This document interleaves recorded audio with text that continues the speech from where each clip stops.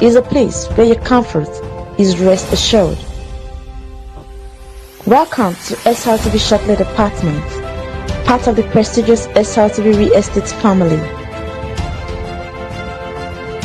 Why choose us? Prime location, nestled in the heart of Lagos, close to key. A very, very good morning to you from all over the world. My name is Daddy Chris, and I'm reaching you live from the African Renaissance Studio right here in London. Today, I am with two great minds. Yes. And you're going to see me quiet, because these two guys, they're going to rock the floor. I have one on one side. I have Engineer Richard, Engineer Roland. Engineer Ediri Roland. Olorogu is right here with me as usual. Hello, engineer. Your mic is on mute, sir. Yes. Good morning, Daddy Chris, and the viewers at home. Exactly. Yes. You're welcome. You're welcome. And also we have the barrister himself. This one had trouble. Please unmute your mic, sir. Yes. Richard is right here with us as well. When I have these two people, I feel free. I am blessed because it's not every day I am privileged to be in the midst of these two great minds. Today, we're going to look at what we do best. The Africa as a continent.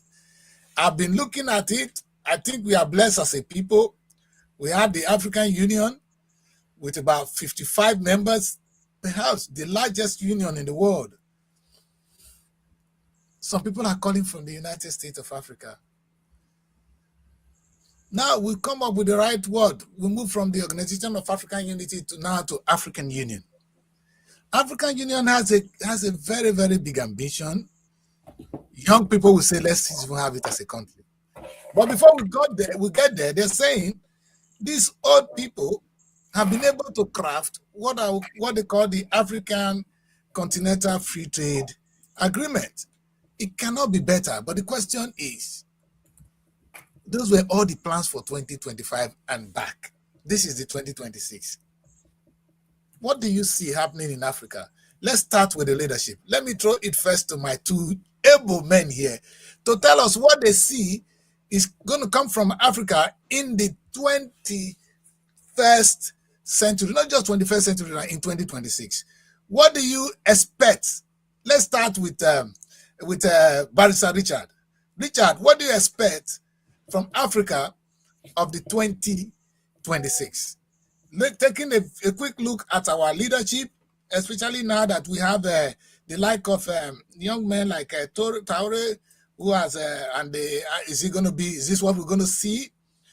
Or we're going to see high diplomacy in this level? So those are the two things. Where are we, sir? Let me leave that to you first, Richard. Good morning.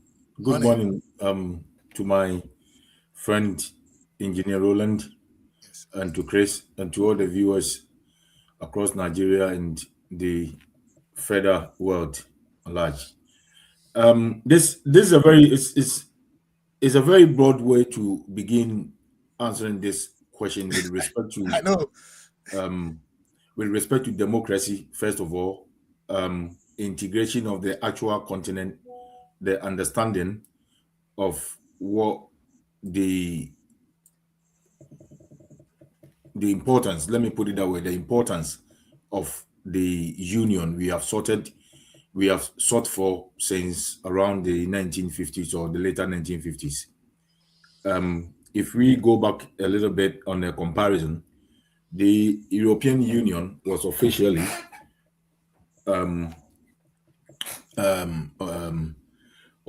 formed around 1993 in November, after a long communication. That long communication began or was established around 1972.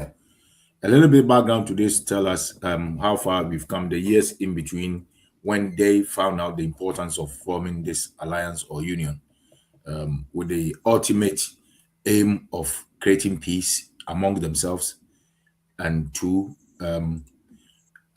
be traded to trade amongst each other, which they saw was a very fundamental part of their assistance, first of all, and to create jobs, to create wealth for their citizens. On the other hand, we in Africa have had this consultation way before, like I said, in 1950, the 1950s, coming to the late of 1950s. Unfortunately, it was unfortunately rather it was visionary with people with the leaders at the time who were so um, convinced, rightfully, for its insertion, the importance of it. The same ideology the Europeans later on found around 1972 and eventually formally making it possible in 1993. And truthfully, in 2002, it kicked in. It kicked in with a large number of the Western European countries with a few borders on the east and a few of them bordering the east and then spreading across all the way, hopefully, they trying to put it down to the borders with Russia. Um, that would be the east end. Now, when we come to our end, you can see there's destabilization, the misunderstanding in where all this is leading to.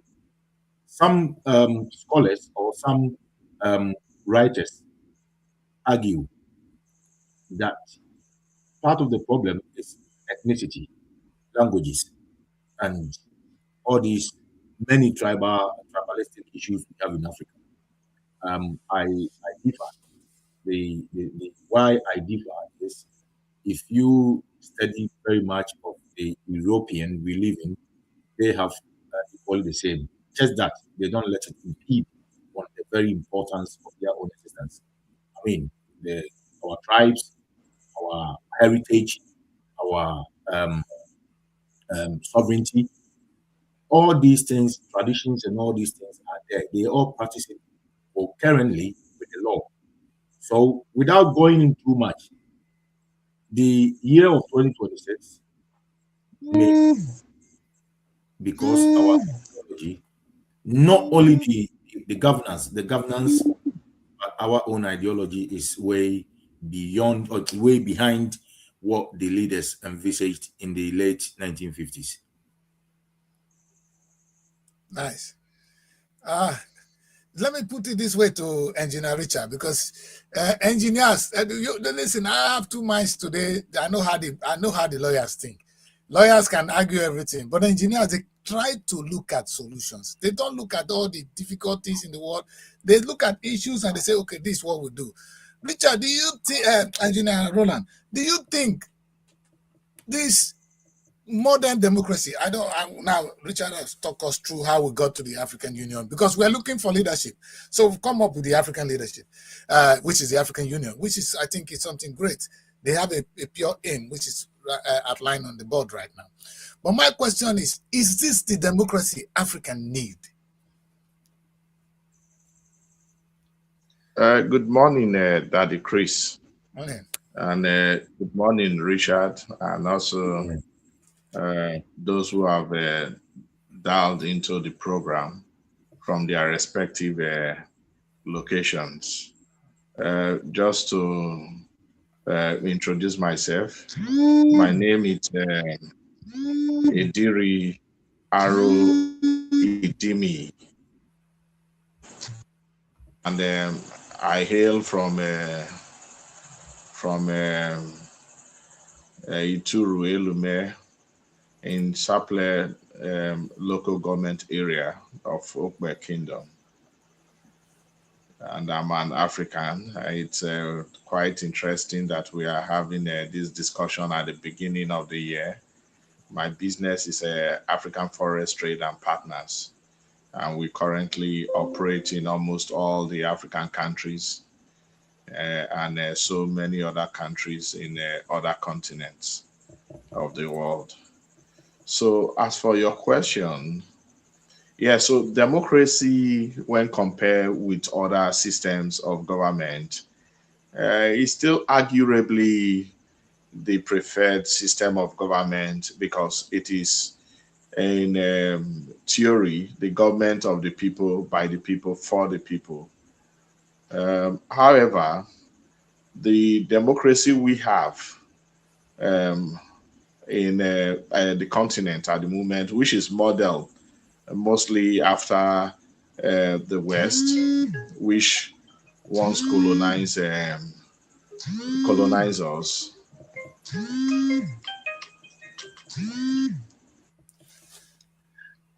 I think we need some adjustment to the type of democracy we practice in Africa so that we can also achieve our intended goals.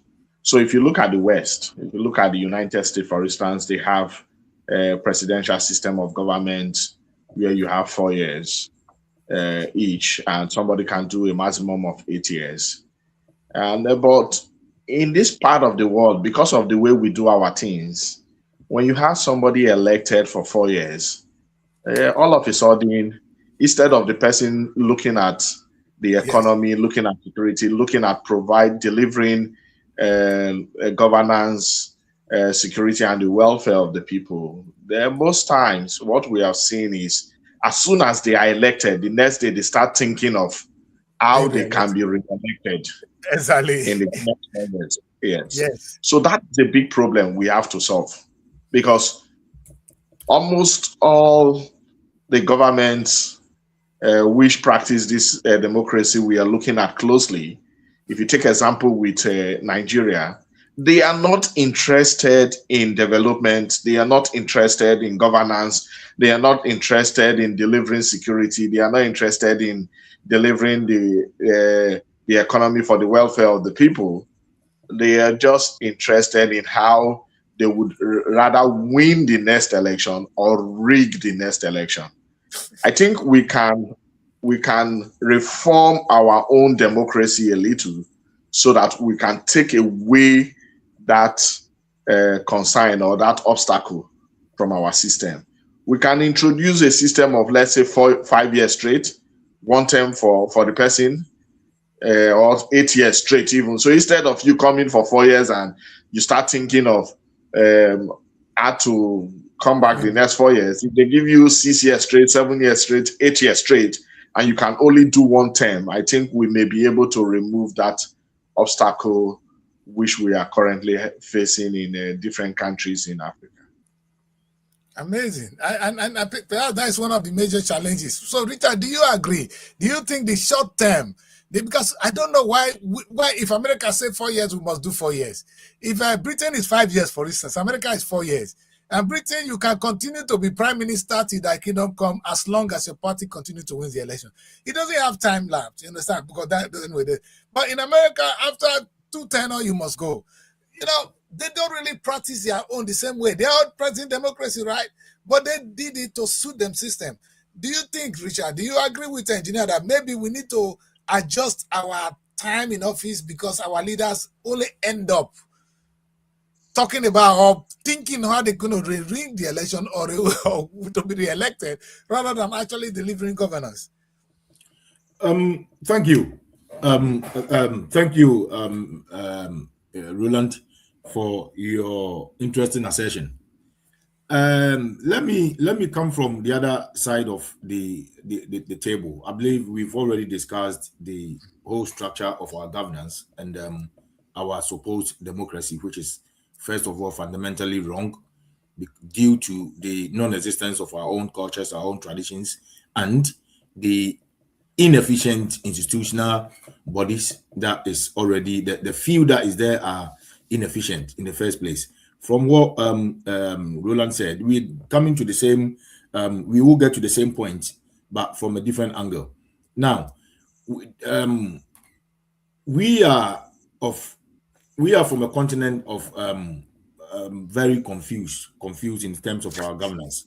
Yes, I agree. In the sense that we thought we were moving towards something. We were working towards something that works for us. In fact, we have started from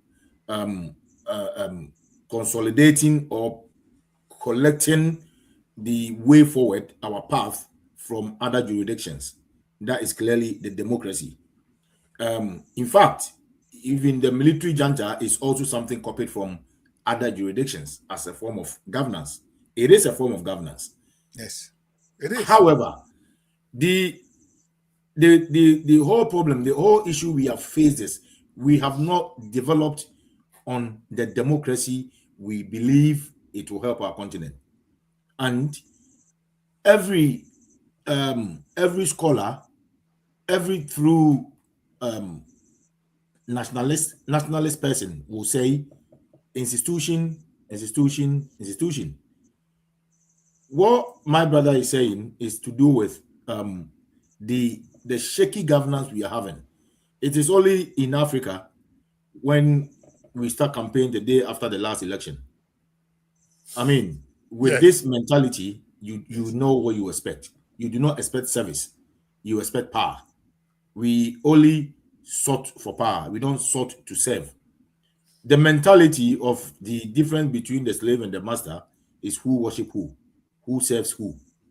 But unfortunately, we are on the other side of the coin.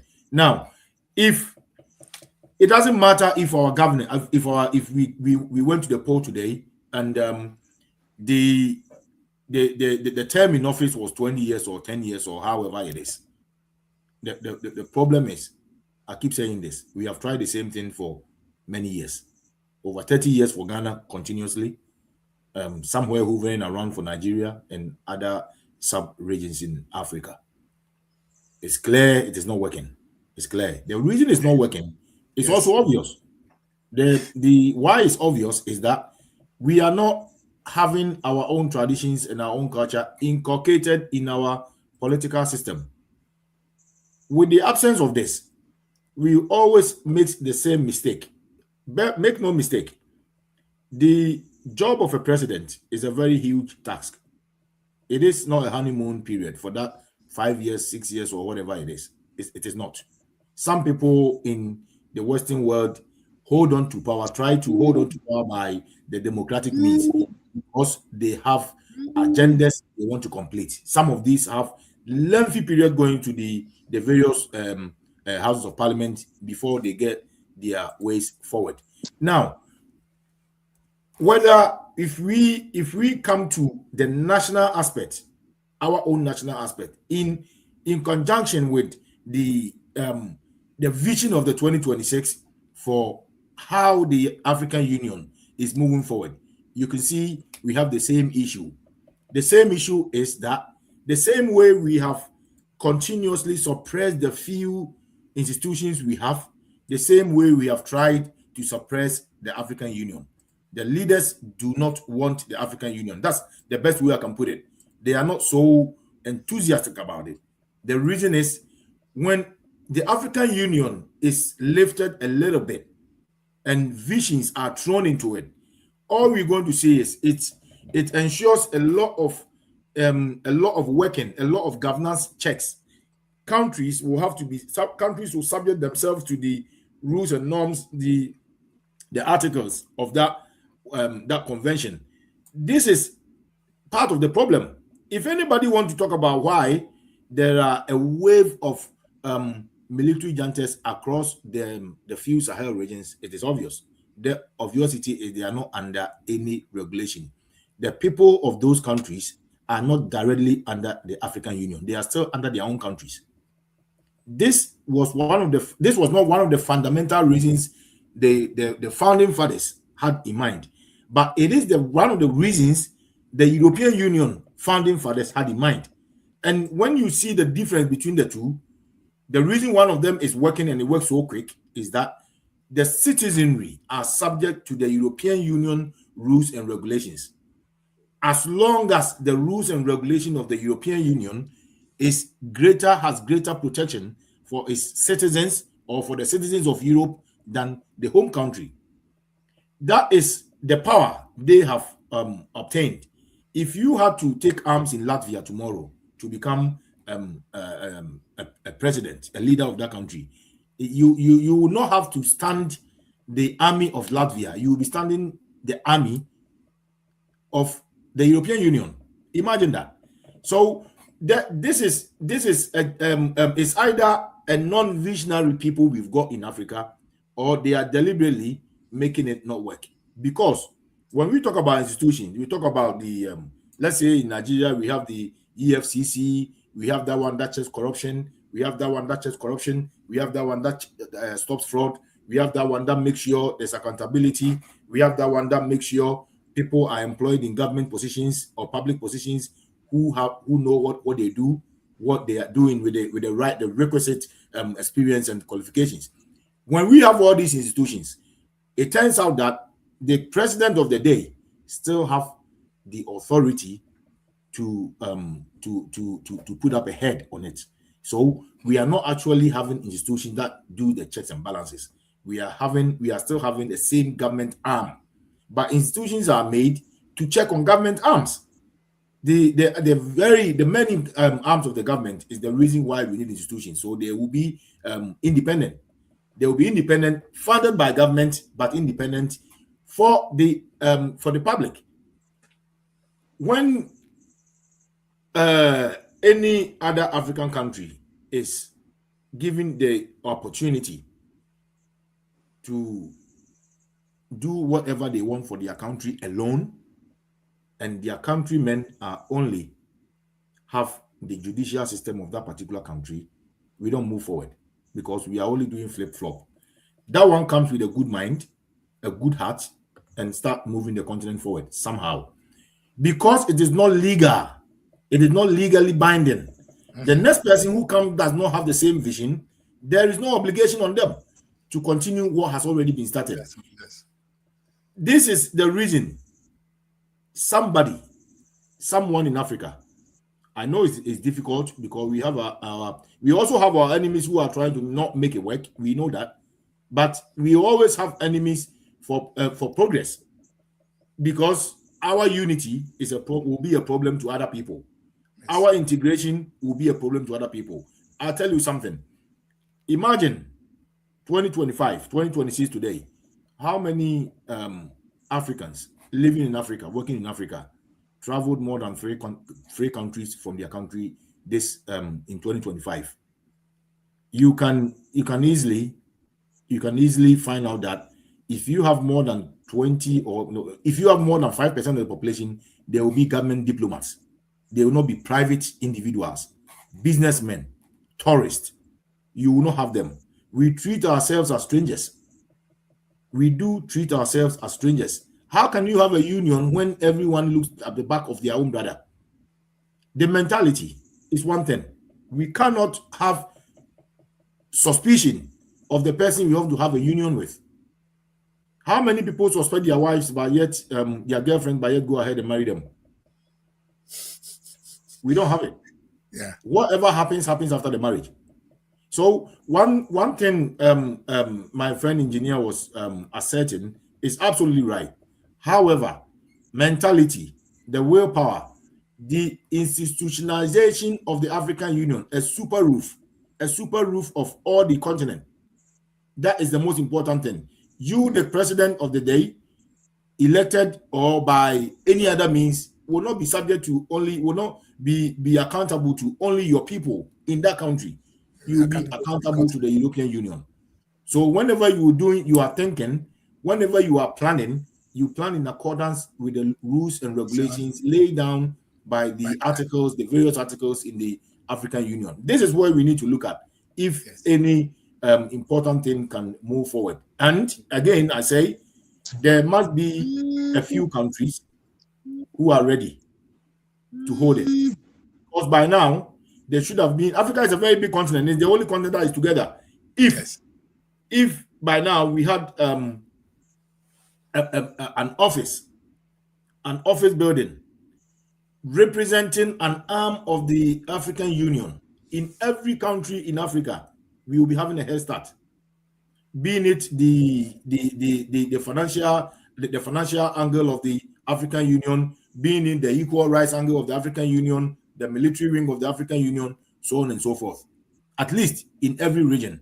If I go back to, we can see In 1975, that's when the ECOWAS was officially launched. Then it became more prominent, more known during the Nigerian, the Liberian War in the late 80s to the 90s, the middle of the 90s.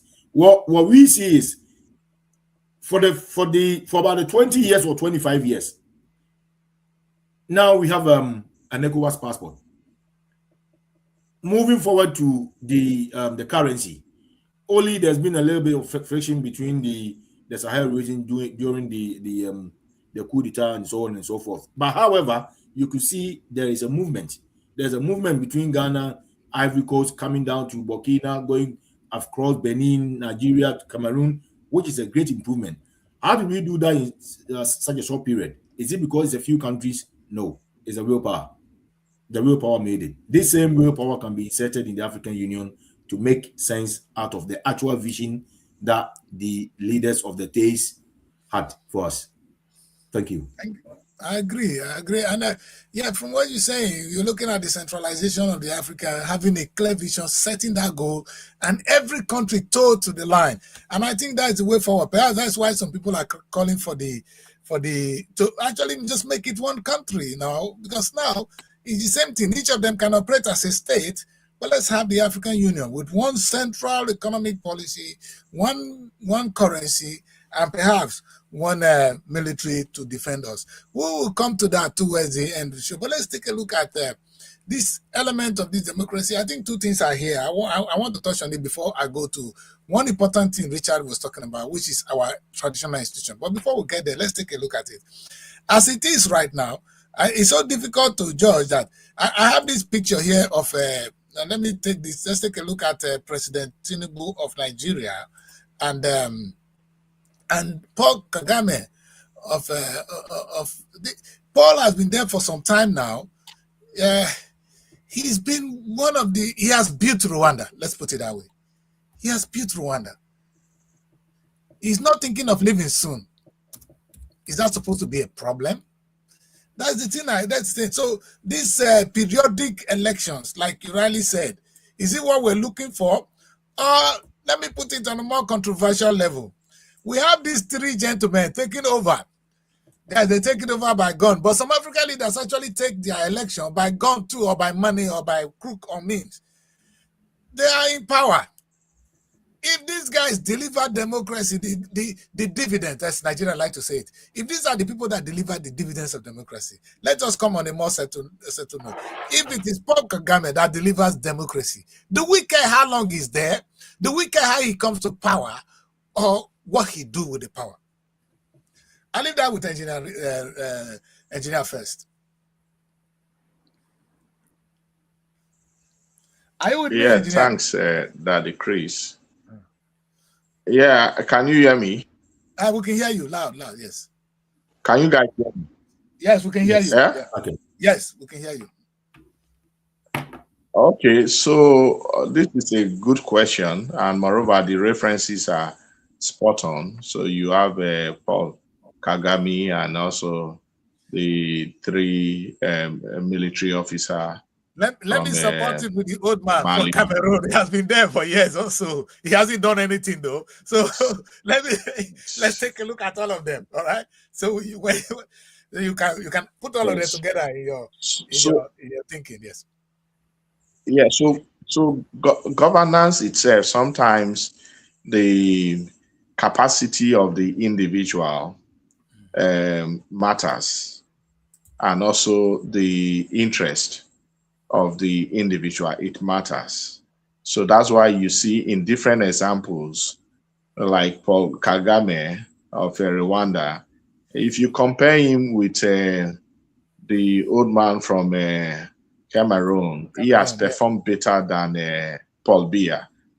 Yes, so Paul Biya has been there. He's not been able to deliver anything, and he kept on rigging election to go back into the office. That's what he does. And they're really nothing the people have been able to do. So if you look at the whole dynamics, it's a highly dynamic thing. And moreover, the continent is also highly diverse in ethnicity, in beliefs, and all that. Even different countries, if you look at these different countries, Rwanda, look at Cameroon, look at Nigeria, they are also very diverse. Nigeria has up to 250 tribes plus. So, and sometimes people pay loyalty to their tribe than even the countries that were created by this colonialist. So, because of that, irrespective of the performance or the failure of the individual, I think there should be a well-structured system in place or a well-structured principle in place that defines how long an individual can stay in office. And there should be a maximum term to that. That's what I think.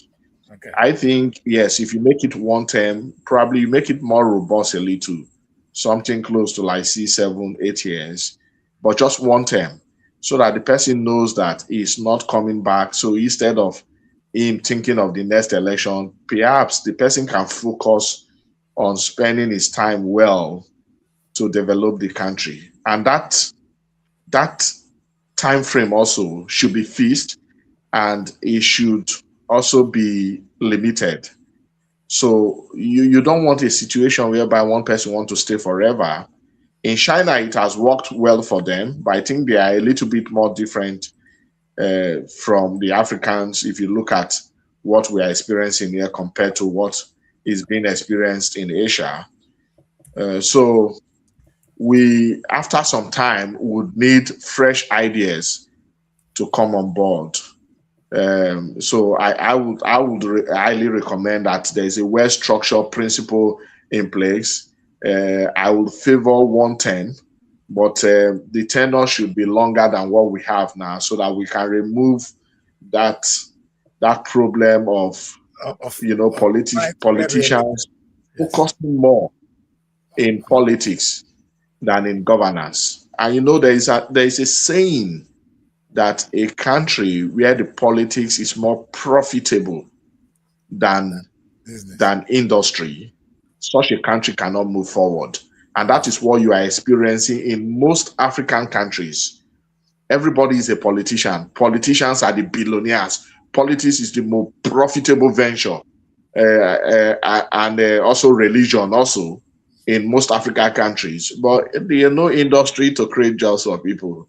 There are no agricultural plantations to support, people and feed them and create jobs for them. There are no technology for them to advance. So that's why to move forward has been very challenging. I agree completely. And okay, I think we are getting to some middle ground. Both of my people are agreeing that definitely we need some kind of structure in place, which should be controlled. Otherwise, we might not know what to do.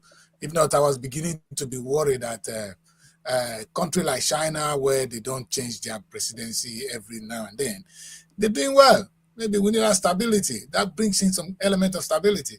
But it doesn't work well in some places where we have it in Africa. Pobia is a total failure, and we've experienced military junta before. It wasn't the best, but that's why I would say it's up to see what 2020 is going to give to us. But let's take a look at our continent first. And these two able-minded here, nobody can ever talk about this better than them. Let me bring them very close to myself. Engineer and Barrister, this is close to me. Richard, you raised a very, very, very excellent point when you said the democracy we practice now is not rooted in our culture. It's kind of borrowed. Like in Nigeria, we saw them practicing presidential system of government in America, because the people that are brought in, give us independence, most of them studied in the United States. They went for the presidential system. That is what we see across that part of our region, especially West Africa. I think almost all Africa is presidential. But in the UK, they practice democracy differently. They have the parliamentary system of government. Now, but what makes UK own so unique is they still maintain their king. UK have a king. And Richard, as you know, Our upper house here, they are not elected. They are selected people. We call them the landlords. They form the House of Lords in England. But all is still democracy. Nobody can afford the democracy in the United Kingdom. Even when the upper house is not elected, when the king is not elected. Only the lower house is elected in the UK. But it's democracy. Now, my worry is this. Like engineer, you rightly said, as you are analyzing, that we have kingdoms, different kingdoms. If that is the reason why we should keep changing, these kingdoms, these kings are there. They are not even part of the system. The king are completely out of the system, Richard. My learned men, they are out of the system. I am then thinking, okay, why do we, even sometimes we elect local government chairmen who we know they were village fools? And the kings are there. We elect people to the Senate who we know are village fools. The kings are there. Why don't we allow our kings to either occupy the Senate or occupy the local government authorities so that we have some stability? This is what I'm thinking, that if we, and I'm going to let these two able men, I'm going to let them go their own swag into this. If the kings, for instance, in my place, if you make my local government chairman my king as a leader, the man is learned though. He's not going to allow you to play with the money that's supposed to come to them. And perhaps because he understands his people, he might be more sensitive. And he's not going to leave the office soon. So he might not want to, that stability we are talking about, running to come and win election and go, it's not part of his, he's there forever. So he might want to use the money for the good of his people. And at that local level. And that is what we are missing it in Nigeria especially. So that is my take on it. What do you guys think that is our problem? Should we have our kings or our traditional institution to be part of the democracy we copied, or we are okay as it is? Yeah, so let me take that. Okay. Go on. Yeah, so I think the world has evolved beyond that at the moment. Okay. So if you look at monarchy, it's been practiced. It's been practiced for thousands of years.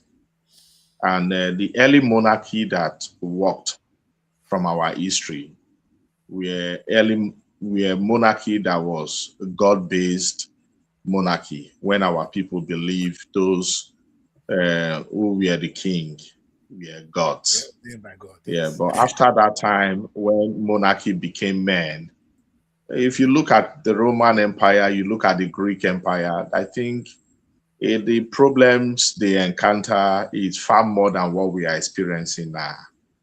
Far more. So if you look at Nigeria, for instance, I think the role given to the monarchs is just good enough. They play a role as the state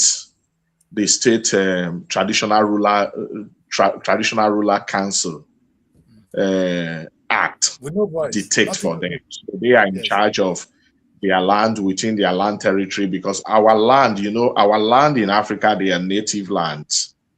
They are native lands. So the kings also play a role of being responsible for the lands, because they are native land. So we still have our native law and customs in Africa. That's why you see an African man can marry a white woman and the white woman becomes an African instantly. But an African woman cannot marry a white man and the white man becomes an African. It's because of our native law and customs. And also, if you look at the Land Use Act and also the Traditional Ruler Act in Nigeria, for instance, it spells out the role of the king. And I think the role is sufficient. What I think could be done, which I think is a gap, like in Nigeria, you have two government structure which conflict themselves. So if you look at the communities or the local government, so you have a local government which is like created by the government, local government created by the government. But you have communities which are natural, native original, a territorial boundary created by nature over time. Yes. I think we should restructure our system so that we follow the community and make them the local government instead of creating, artificial colonial local government on top of the community. I think that's where the main gap is. If we can do that, it will solve a lot of problems, because then, Roland, if yes, we follow your analysis now, if we follow your analysis, who will be in charge of those communities? Because these communities have their leaders already. So the kings are the leaders. Yes. So the communities as practiced in Nigeria at the moment, they have their leaders, and their leaders are answerable to the king. Yes. Their leaders are answerable to the king. So you can also design a system that, yes, it is the community-based local government. That's what you have in Canada in principle, the community-based local government. On the government side, it is answerable to, that's administrative, it is answerable to the state government, which is the state governor. But on the land, it is answerable to the king. You can create a system like that and it will work, instead of what we have currently that is conflicting. And that conflict is making it not to be productive in Nigeria in particular, and even in most other African countries. So if you see most other African countries like Angola, I think they are a little bit worse than Nigeria, because they don't even elect their community or their local government leadership. It is appointed. Their governor is appointed. So those in Nigeria that are complaining of democracy, if they go to other places in Africa, they will see that Nigeria has also gone more advanced than those other places. Because in a country like Angola, it is the president that appoints the governor. The governor is not voted for. It is the president that appoints the local government chairman. It is not voted for. But like in Nigeria, it is voted for. But I think we can discard this artificial created local government system and adopt the natural boundary, the natural communities as local government. And based on the land, they can answer as they are answerable to the to the monarch that is responsible. Then administratively, they can be answerable to the governor of the state. Yes. Interesting. Richard, I'm going to leave you with that. Because I don't seem to buy all, but we are almost getting to one place. He's saying that, right? Okay. This is how I'm going to make it just a little bit of add up to what Mr. Roland said. In fact, if you look at the English countries in Africa, if you look at the monarchs we have in Africa, whether it's a chief, whether it's a king, how you see it, most of them are the English colonies because of the indirect rule the British brought.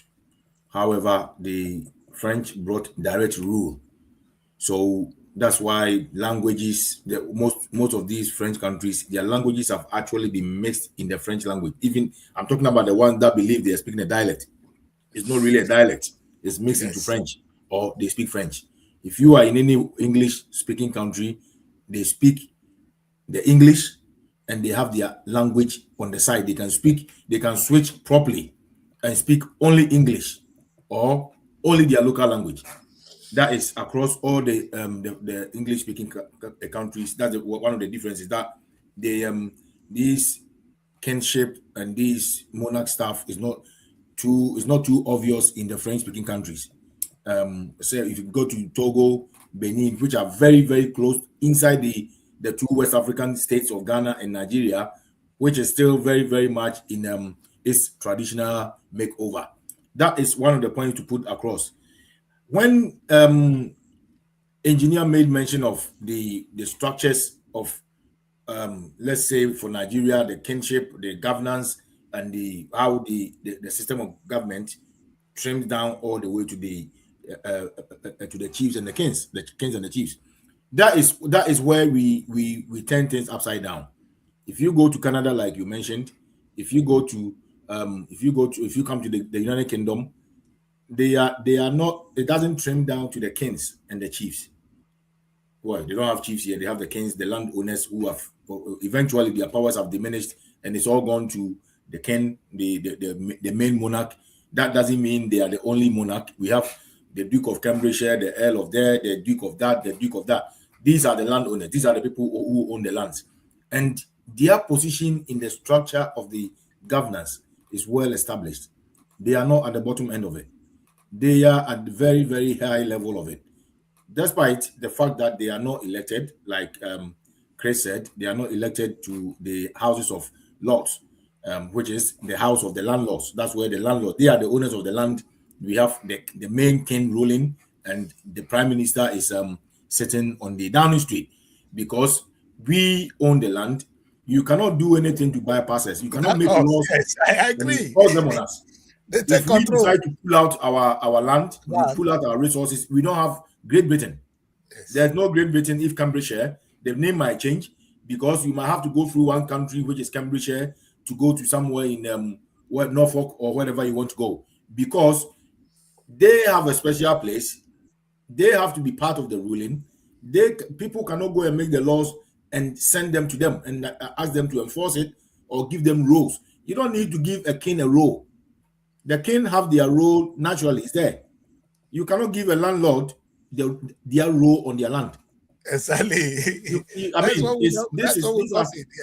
These are some of the things that makes our form of democracy a bit more shaky and confusing. And the reason is not too far from it's not too far from why it's like that. When we were picking them, when we were picking which one to follow, we picked it in the legal terms, not in its originality, not in its purpose. We pick it in a legal term to make it look like we are doing something. How can the chief of, say, the Yoruba land receive instructions from a state governor or a president who is coming for 4 years or 8 years? You will go, he will be there. So when you create a mess and leave, he resolves that mess. Over and over and over again, this king of the Yoruba land, because for some reasons they don't know their rights, their rightful position, they might not know, if I pull out the Yoruba land, we don't have the same Nigeria we have. We don't have the same power of Nigeria we have. These people there must be too much of respect. If you give too much respect to some people, you give too much power to some people, they become responsible. How do they become responsible? They become part of the law because their responsibilities are enshrined in the law and they sign for it. They also discussed it. Their houses will discuss these kind of how they're going to carry the country forward, their position in the country. They discuss it. They sign for it. That is what they want to do for the countrymen, because no king or chief want to do anything to bring about anarchy for them to be thrown away. They enjoy their seats. They want to be there. There are too many luxury stuffs the king and the families of the Great Britain have, but they don't showcase them. If you showcase them, if you flash it around people's faces, you anger them, you make them angry. Yes. So you even though you are enjoying, but you enjoy them in secret. However, Prince Charles can do some things they want to do, but the consequences are different, but they can do it. Why are they not doing it? They're not doing it because they are under some certain rule as well. The houses of the Acts of Parliament in the United Kingdom is not on authority on some people. It's on authority. It works for everyone, and everyone is underneath it. Now, whilst I'm dropping that, the other thing, if I'm not diverging too much, engineer, I'm sure you heard about a lot of African leaders, kings, chiefs, even businessmen, making away with huge amounts of money to build properties in other continents, to buy properties in other continents. Have you heard of any European monarch, any European MP who has bought a property in another continent in the last 100 years? It is not existent. Why?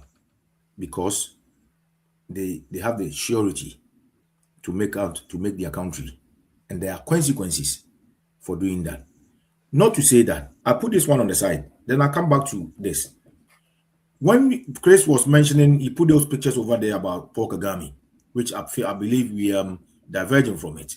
We're talking about the age, the age of the person himself, the number of years they've stayed in power.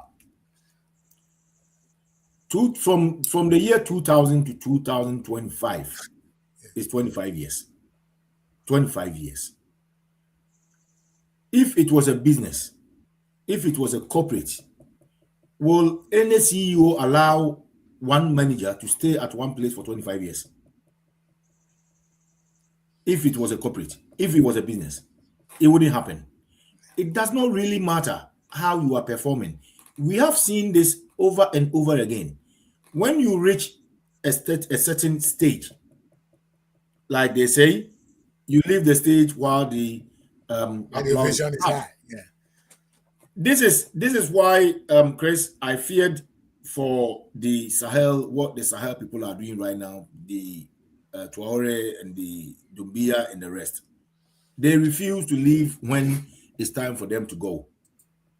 Kagame have done massively well, stabilized the country economically, financially. He have stabilized it. He's done his bit. It's time for him to go. It doesn't matter what he's done. Because these are the times. From here, this is where the people who are anchoring him, the people who are encouraging him, the people who are supporting him because of their own personal benefits, this is where they're going to begin to destroy the country. This is the time. This is what they do. And this is the same example. These three guys, I fear for them. We might be talking about Paul Biya, who is absolutely a waste on the continent. Okay, but if you go back to the last 10 years, the first 10 years of his presidency, we might have found some interesting things he did. We might have found something he did so uniquely, so perfectly. But the time has come.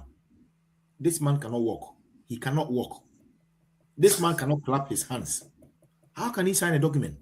How can he read a document? Can he read a 10-line page of anything?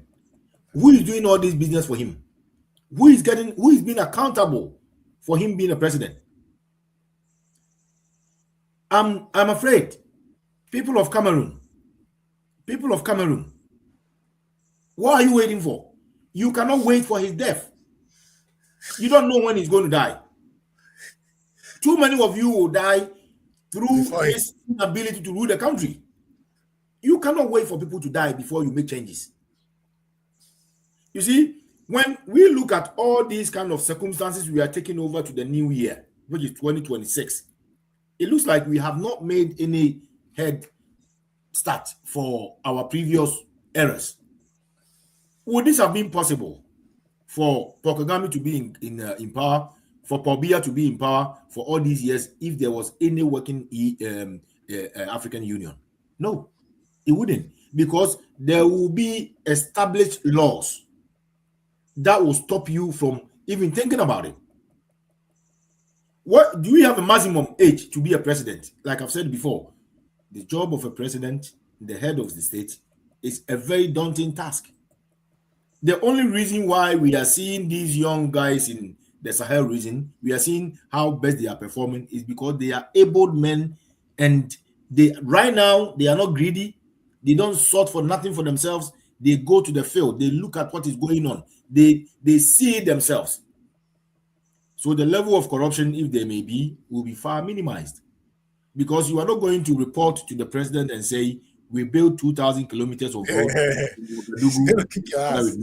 He will be there here. Can Paul Biya do this?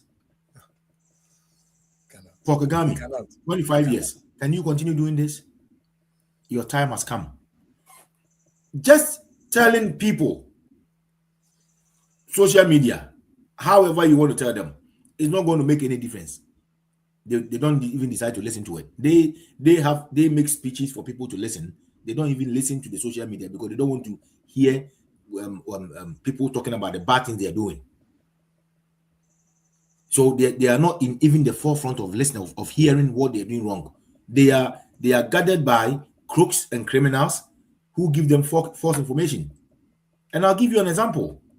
Everyone in Nigeria, people who follow politics in Ghana, I'm talking about the closest alliance we have in Africa. Ghana and Nigeria, Nigerians who have been following politics in Ghana thought the last 8 years of the Akufo-Addo government was brilliant. Okay, because people were giving him false information.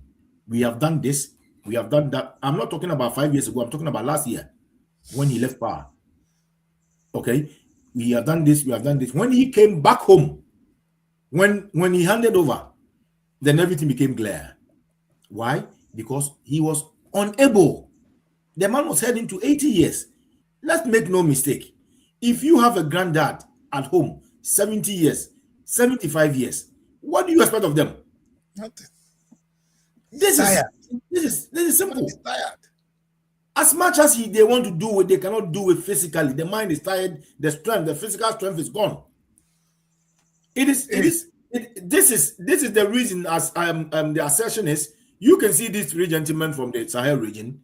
The next 5 years, they can be absolutely brilliant because they are everywhere. They are on the ground. They are on the ground. The law is not. They've left the law to the judiciary, the security, to the police and the military. They've left it to them. They are doing the actual governance, building, nation building, building that project, building that factory, doing this. They are there. You are not going to send them pictures. You will not. You'll be surprised how ministers in Africa, some of them are taking pictures of projects outside of the country to show the president that's what they've done. We have it in Ghana. I wouldn't know. You wouldn't know. Yes. We have it in Ghana. Yeah. We have it. This is why I continue to say the job of a president is not a honeymoon business. It is bigger, it is heavier, it is more daunting than any multi-billion business in that country because he is over robust and everything have to pass right in front of him. Everything requires his signature. Everything requires his knowing. 75 years, 80 years, 90 years, 25 years in power. We don't need that. You are exhausted. If even you are 45 years, and you've stayed in power for 3 years, the time will come for you, and when the time comes, you must understand it. This is where we are. You leave the stage when the vision is high. Loud is loud. Thank you. Yes, I think we cannot agree more with Richard. That's a very beautiful one. Thank you very much, people, for being on the show. I don't want to go into one aspect of it, which is still in this area of our tradition, which tends to be missing in and if we go into that, probably we're not going to be able to trash the second element of the show, which is our economy, because I want us to look at the African economy. And Richard, Engineer Roland has been able to establish businesses across Africa. So this is one area where he's going to really talk us through some. But before we just go into that, make it very brief, people. And I'm going to let two of you contribute to this. Now, this is what I think. We Africans were very religious people. They brought religion to us. That's why either we are Muslims or Christians. And before this time, we have the African traditional religion. And it is true that the African traditional religion is a disciplined God. Like in my place, if you take something that doesn't belong to you, you will die. Now, this is again missing from the governance. Let me put it that way. The same people that took oath with the Quran and the Bible, they're the one looting our money. Why don't they take oath with their African gods that is so brutal and see whether they will do it? I'll leave that to two of you. Right. Let me emphasize on this one more time about we didn't call it a religion, we called it a worship, because before and after our way have been sidelined. We do not really include traditional. We call it's deliberately called traditional religion to make it to make the language look archaic, to make it look old, to make it look something that is not fit for purpose, something that is kind of dirty, not civilized, and all these kind of things. Without us who were brought in it, whose grandparents, grandfathers, forefathers have come up with it. We have not glorified it. We have not moved towards it, because once you were being confused or convinced, when you know the truth, you have to hold on to the truth. You cannot continue trying not to make the truth work. We all know. If you open the Bible in the Genesis itself will give you a lot of contradictions. We know that. You don't have to go and cross-check it from a different book. You don't have to reference it somewhere else. That Genesis itself. Before you get to Revelations, you got a lot of them. Okay? The true worship of the African people doesn't make mistakes. It doesn't contradict, even though it's not written down. What we use one egg for, one egg will be used for. When we use the local drink to do one, that local drink will be used for, and it works. You go to houses in some places in Benin, Togo, and the border between Ghana and the town between Ghana and Togo, you see there are places, very beautiful houses. They put a wall around it just to make it nice, but they don't put a gate. There's no gate. They leave doors open, they go. Yes. Try it. You can't try anything there, man. You see? You can't try. Yes. They took away our fundamental reasoning by taking away our worship. They took away our fundamental reasoning. If you are in Europe, I guarantee you, if it's not an African church, you will never see any person less than 40 years in that church. No less than 40-year-old white person. Never. If you see them, maybe it's a wedding or it's a funeral. Which 26-year-old person is going to sit in a church on Sunday? No, they don't. To do what? Not here. Not here. But look at how we've been wasted.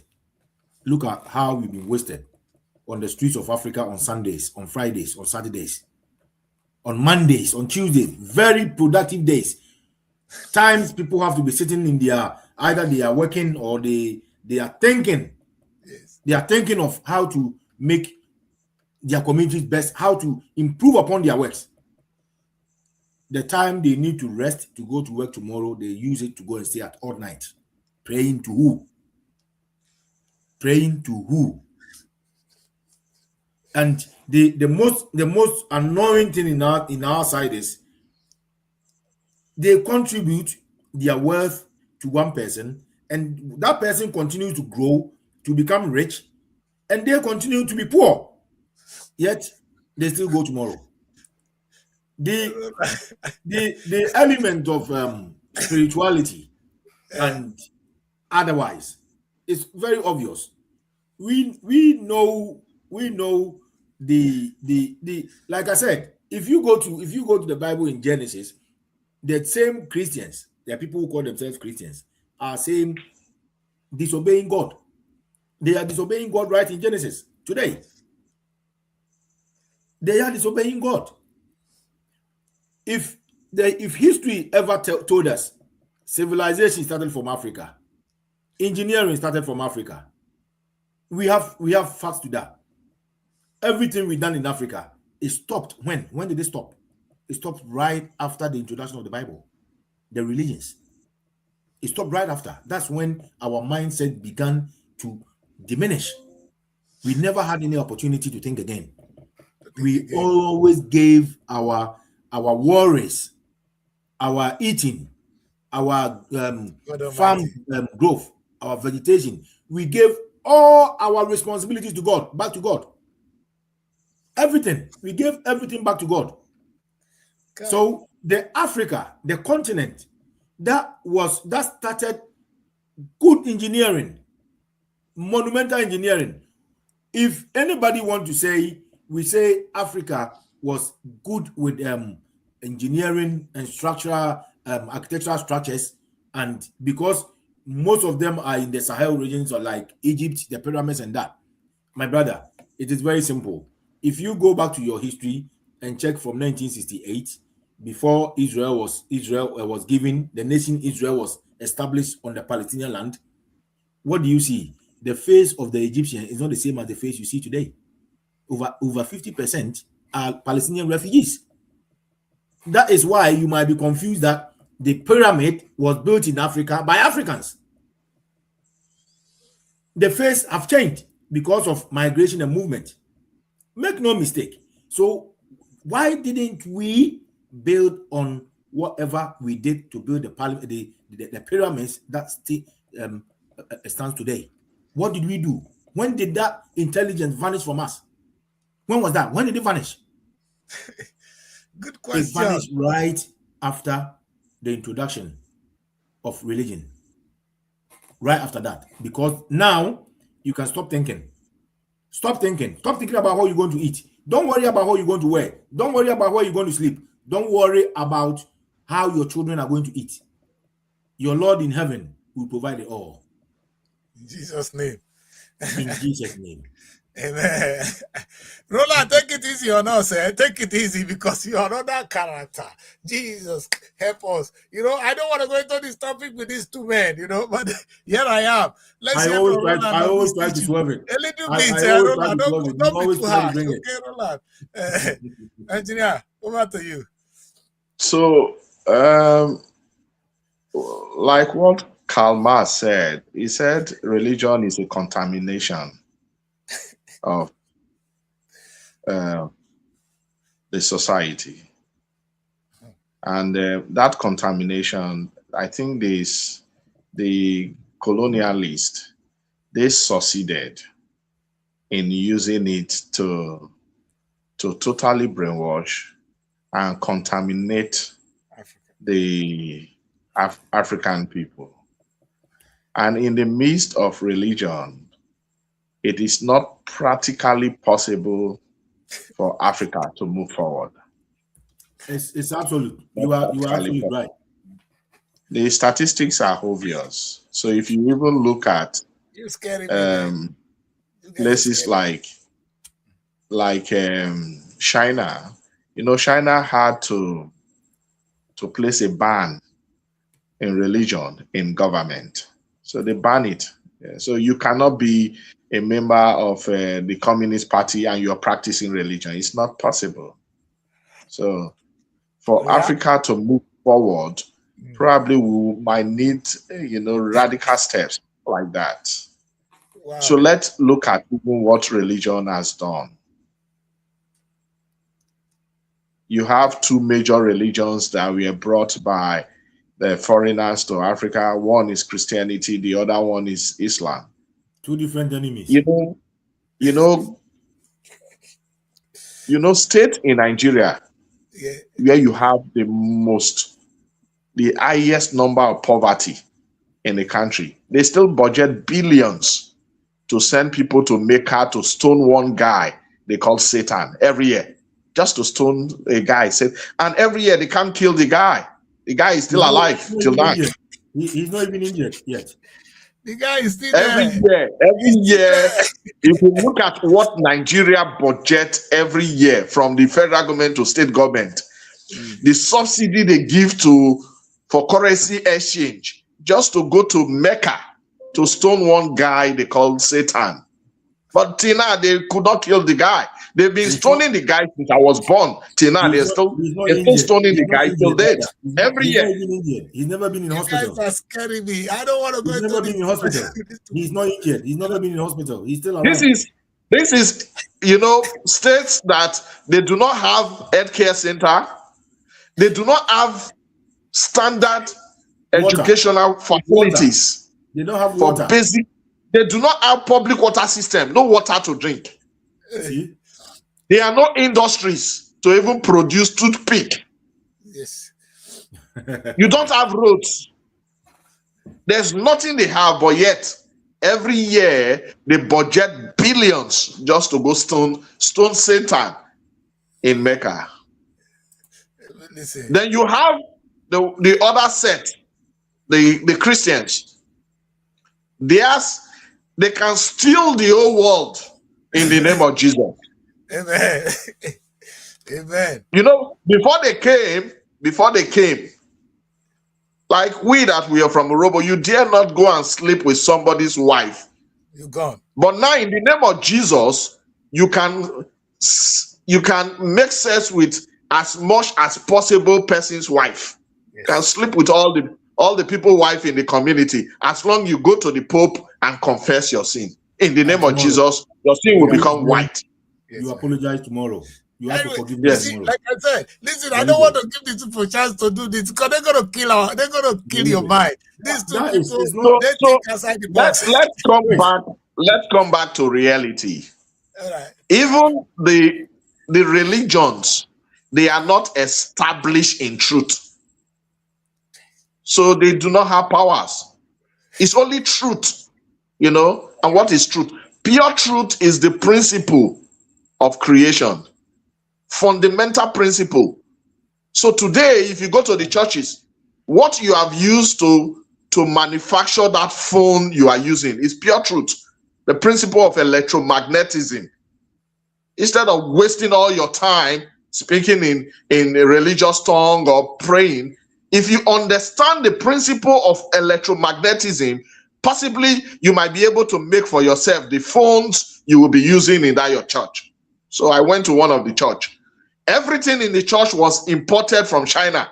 It's only the human beings that were Africans. Even the suit the pastor was putting on was China made. That's the customers. You mean the customers? Because the pastor brought was China. The microphone, everything China. Then it got to a time they started praying for jobs. He started telling his church people that they will have job this year in the name of Jesus. Everybody was shouting amen. How will you have the jobs? I don't know. We are joking. Anyway, Chris, if I may, because you guys are scary.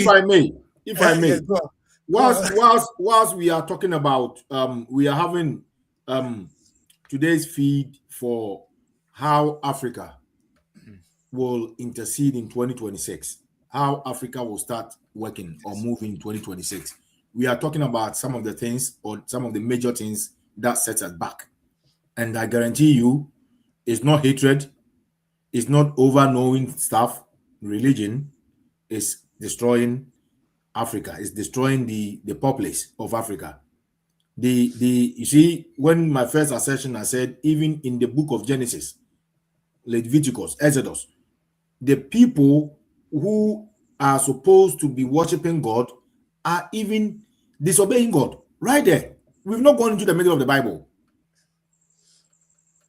He said, I do not live in a building that is made of a man's hand and his own making, his own creation. What are you doing in the church? Why are you calling God at a place he told you not to go, not to be there? Don't call my name there. I'm not going to be there. And you calling him right there. Yeah. What are you doing? Look, this crafty stuff, it is crafty. And this was thought about. It didn't come by mistake. Thank God the 450 years is coming to an end. This was to subject Africa to 450 years. God knows why they didn't put forever, but they put a year on it. But it's coming to an end. Amen. The one thing I want a lot of our viewers to, if they have time, they can check is a city in Germany called Lübeck. Lübeck. This is Lübeck, L-U-B-E-C-K. It's a city in Germany. L-U-B-E-C-K. B-E-C-K, right. This is where the name of Jesus come from. It's nowhere, it's nowhere biblical. Jesus of Lübeck. Check it out. Jesus of Lübeck is a name of a ship. It's a name of a ship that sailed across the African continent to collect slaves. That is the name. Jesus of Lübeck was a ship. It had nothing. It had no biblical attachment to it. Many, many centuries ago. If you've been fundamentally fooled, if you fundamentally refuse to dig deep, to find out what you are told, to think about what you are told, to critically analyze what you are told, this is where you end up to. Today, scholars, writers, world thinkers have begun to see the light. Unfortunately, the light is too far from the tunnel. It is changing. Until we change, until we start to believe the biggest computer ever built on the planet is our brains, the one God gave us, the one the Creator gave us. The white person knows that. How many years have the top scientists tried to build a robot that walks or talks like a human being? How many years? Have they ever been able to do it? No robot talks like a human being. It needs a human interface. They can't walk like human beings. They can't do anything like a human being. But they've tried. Look at how far science have come to. Look at how far medicine have come to. But you cannot beat the will of the Creator. I have given you powers that are like mine. Imagine the person who created the ocean told you, you are like me. Imagine the person who created the ocean told you, I made you like myself, and you still go to him for food. It's annoying. You still go to him for job. It's annoying. Are you not disturbing him? You're disturbing. That's only what I use. Are you not disturbing him? We're disturbing God, my brother. I tell you, God. Thank you so much. African Union will be profitable, will benefit everyone if we start by believing in what we can do as a people, not what we can do by what someone have told us. In the name of a God. I agree. God is done. All right. He's done. He's finished. We spend a lot of time on governance already, but we will not be doing justice to today's show, even if it is 10 minutes, today's 12 minutes. We want to take a look at the African Continental Free Trade Agreement. You see, I think this is one thing that the African Union has come up with over the years, something that interests me really. And is this another talking shop, or how do I put it, rubber stamp, or it is in the path of progress for Africa? Because in theory, it looks so good. They say, yeah, Great. 55 African nation, yeah. Sorry to interrupt. We have Mr. Roland right there. Imagine if Mr. Roland was free to come to Ghana tomorrow, or come to Togo or Ivory Coast and see a government building over there, and had the opportunity as a Nigerian to put some architectural makeover to it tomorrow. The only question will be, where is your passport? He's a Nigerian, he's an African. That is exactly what this is. That is the fundamental of this. Mr. Roland can take a plane from Nigeria all the way to Abidjan and start selling his football and start selling players. This is what this is talking about. It's good on paper. It's good on paper, but I guarantee you this is the mainframe. This is the mainframe if anything can ever happen to the African Union. And guess what? It's not only to the African Union, to the development of the continent. Because the sleepers will wake. We can only get good transportation system across the continent if this works.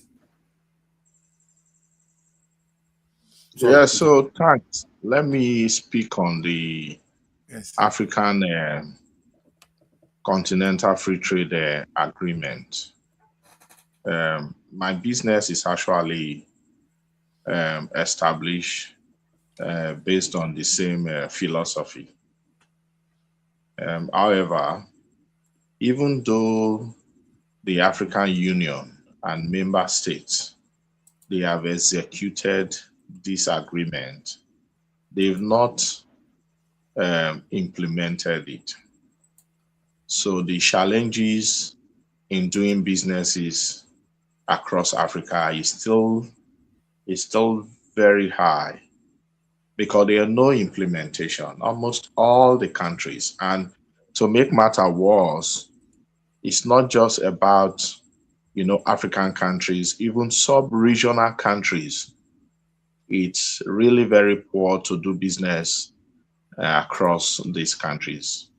So in 2024, December, I was in Ghana to carry out exploration and market survey to start up the African Forest Trade and Partners. And after that exploration, I must say here that Ghana is one of the countries that is currently very poor in terms of foreign business from Africa. One of the reasons why Ghana is extremely poor is because Ghana's law sees non-Ghanaians as foreigners who are coming to do business. That is very poor. So the cost of even starting up business in Ghana compared to South Africa is like times 1,000. So let me put it at the right context in, let's say, Nigerian era. To register a business as a Nigerian in Ghana, you will spend, let's say, a minimum of, let's say, 5 million naira, within 5 million to 10 million naira to register it. But to register business in South Africa as a Nigerian, you only spend 120,000 naira. And it's not a surprise that South Africa economy is doing best among all the economies in Africa, because the way they have designed the economy, they have made it easy for foreigners to be able to start up business, do business. And one most important thing is, even after we have even spent money now to set up the African Forest Trade and Partners, Ghana, for like going to 8 months now, we are trying to open the bank account to start business. So what has happened is the person we use as the country director, the person is a Nigerian. They said the person needs to get a citizen, a permanent resident. The one he had has expired, so he has applied for one. The application has stayed in the Ghanaian office now for like 6 months plus. And ironically, the person is married. The person is married to Ghana. He has like 5 children in Ghana. But for him to get permanent residence so that he can open bank account in the business he has established in Ghana, it's taken 5-6 months already. So, and Ghana is designated as the headquarter of the African Continental Free Trade body. So that tells you the level of reality you have in doing business across Africa. It's really very challenging. And sadly, they are all failing. You know, all the countries are failing, and they don't even know how to solve their problem. So some of them are going to beg World Bank for loan. When those capital, you can easily access those capital from other African countries. They are investors. So you don't need loan from World Bank. So if they are Nigerians, like, you see, Dangote, one day, the richest man in Africa, said, if you see the stress it takes me to travel around Africa, that's the richest man in Africa. He said it's easier for a French to travel around Africa without visa, just his passport, than for the richest man in Africa to travel from one country to. That's what we are facing. It's really a big challenge. It's not encouraging at all. I was looking at the African Union, website. You see Ruto. Ruto speaks all kind of good English. I saw his presentation in the last UN General Assembly. Oh, fantastic English. He spoke brilliant English about their plans. Visionary, it looks. Ruto from Kenya. If you know what it takes to open business in Kenya as an African. Oh my God. So with all this said, it took us 1 day to register our business in UK. 1 day. Yes, in US, it took us maximum 1 week. We have registered our business in the US. You have everything. Open bank account for you to do business. Then how would you move forward in Africa? It's not practically possible. Then this is one challenge. The first thing you should set up your country for is access to foreign investors, access to foreign businessmen. That's the first thing. And you see, most of the countries which I have seen, and Nigeria is part of it, they are complaining. Nigeria is part of it. If you see what it takes for a foreigner to register business in Nigeria, it's as if the foreigner wants to go to the moon. You better go to the moon than to go there. It's easier. The foreigner might be thinking of going. They will ask you all kind of questions. When most countries in Europe, you don't even need to be there to set up business. Come and invest. Today they have visual office. Just pay for visual office. They register your business. You start. In Canada, we have business in Canada. You don't need to be there. You don't need to be there. But African countries, you know, some of them, one of their requirements is they want to see you physically to set up business. Then you want Aliko Dangote to be in all the African countries because he wants to set up business to give you a job or to bring money to your country. Just imagine the reasoning. So that tells you the type of intelligence that is, you know, running these African countries. And that also tells you the type of intelligence you have in the African Union. And finally, if you see the African Free Trade, Continental Free Trade Agreement, it was well drafted. But those who drafted it, they've not looked at the technological context for the implementation.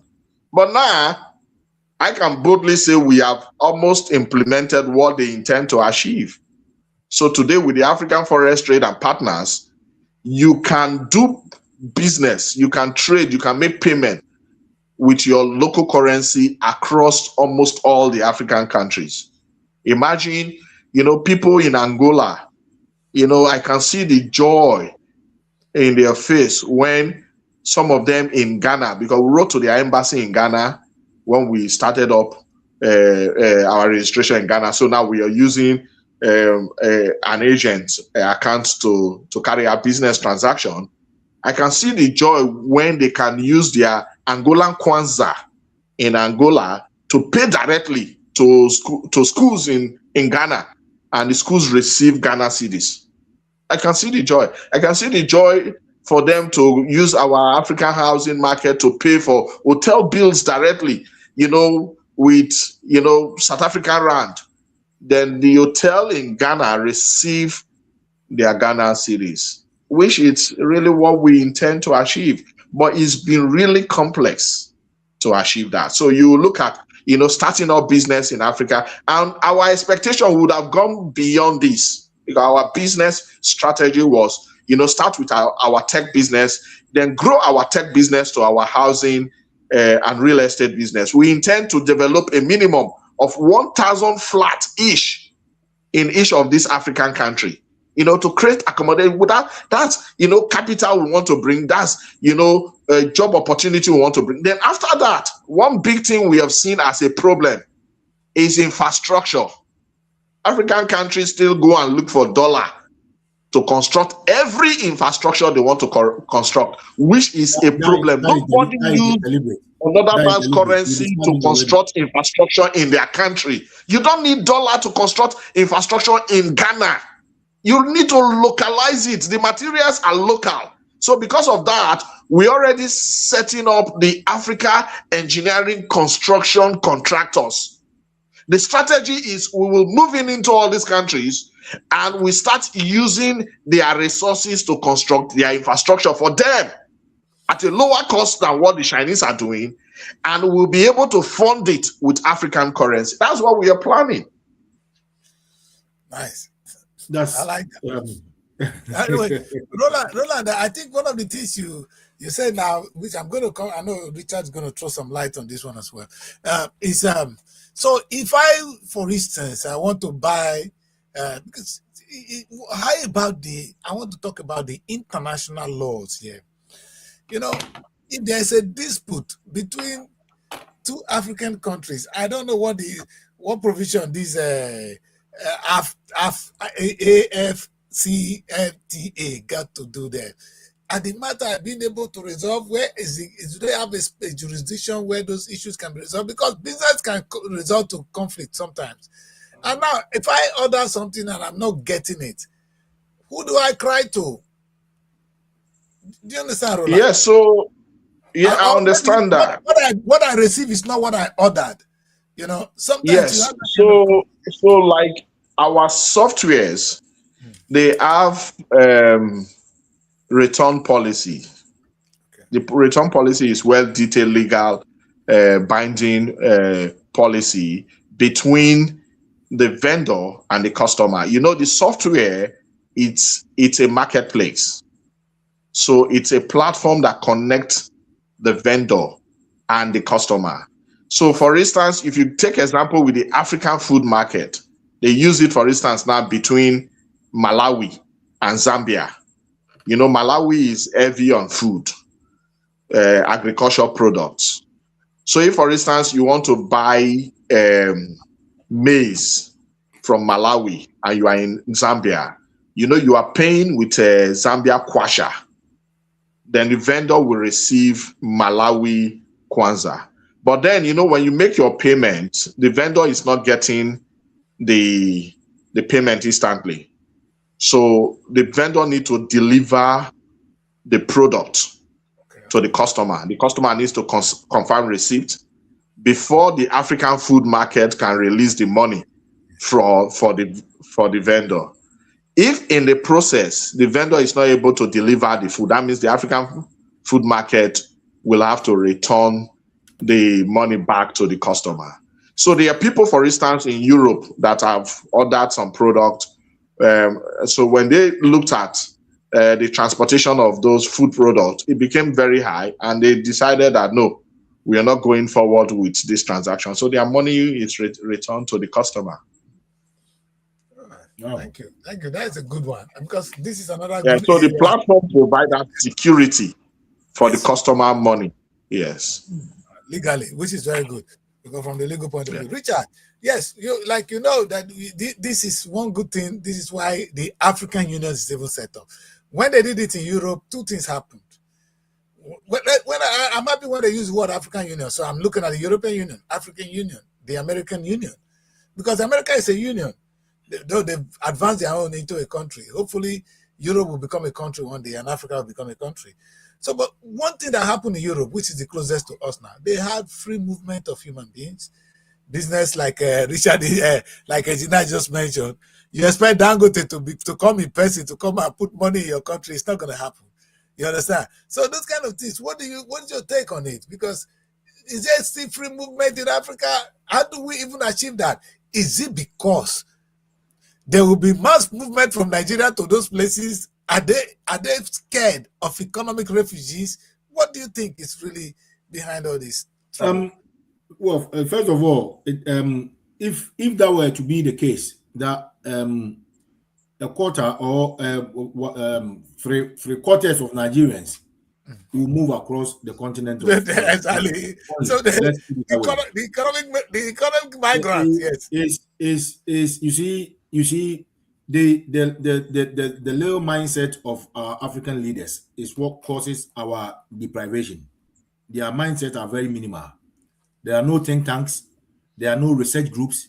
We do not spend money on researching ourselves, researching what we're going to do.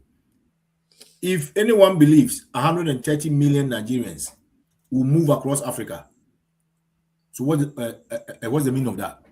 The meaning is 130 million Nigerians are going to spend in the rest of Africa. That's the meaning of that. The 130 million Nigerians are not going to be burdens on the other African countries. They are going to brainstorm those countries. It is not exploitation. If you think about exploitation, it means you are lazy. If 130 million Nigerians were to move across Africa, and they are able to exploit those countries, it means the country security, the legal system are flawed. This is the foundation. There's nothing you're going to be able to do if Nigerians stay in Nigeria, if Ghanaians stay in Ghana. You are doing nothing. Nothing is happening. It means nothing is happening. And that is what we have in Africa. Over 95% of every country citizens are still living in that country. You can't, how do you share ideas? I've been to Europe more than I've been to African countries. Exactly. I've been to many how do you share ideas? To Africa. We don't know each other. I'm going to pass through either Ethiopia or any of these countries. Mr. Roland was making a point about the difficulties in visas and all that. I know more Europeans. I know different Europeans than I know different Africans. How do we integrate with this mindset? We are enemies to each other. We are enemies to each other somehow, mentally or psychologically or generically. We cannot think. You cannot think. Why would 130 million Nigerians try to leave Nigeria and move to elsewhere? Because of the opportunities they see. You're going to say Nigerians are here to destroy our country. Arrest them. Arrest the few bad apples. Make your laws work. If you make your laws work, you see the benefit of migration. Think about the economic benefits of migration as well. Because you bring it, look at, maybe the laws could be tailored. Look at what is happening in the UK at the moment. They allow you to hire people from outside, like Roland. We're going to come back to Roland and all those ones. The new company you set up, Roland, which is quite interesting. I want you to merge this to. I was coming to that, Roland. By the way, it costs £1. It costs £1 to register a business in the UK today. £1. Exactly. If you pay more, it means you use a facilitator or an intermediary. But if you do it yourself, it costs £1. If you have time to wait for 2 weeks, you receive all your documents. That is just by the way. If we go to a very important part of the African Continental Free Trade area, beautiful. But one fascinating thing that they inserted here, Roland made shared his personal experience, was the fact that it's meant to eliminate tariffs and non-tariff barriers. This is exactly what Roland has been going on about, right? So if I put this on the side, what is coming to my mind is this is an area the European Union have struggled with for years. They put their best lawyers, their best economists, everyone in to actually identify what a tariff and a non-tariff barrier is. It is not just the use of those words in our statement. You need to identify what they are. And I've been going through to the bottom to see how the African Union, whoever drafted this, have addressed this individually. And I couldn't find it. And that's exactly what Roland said. We have something like stigmatization.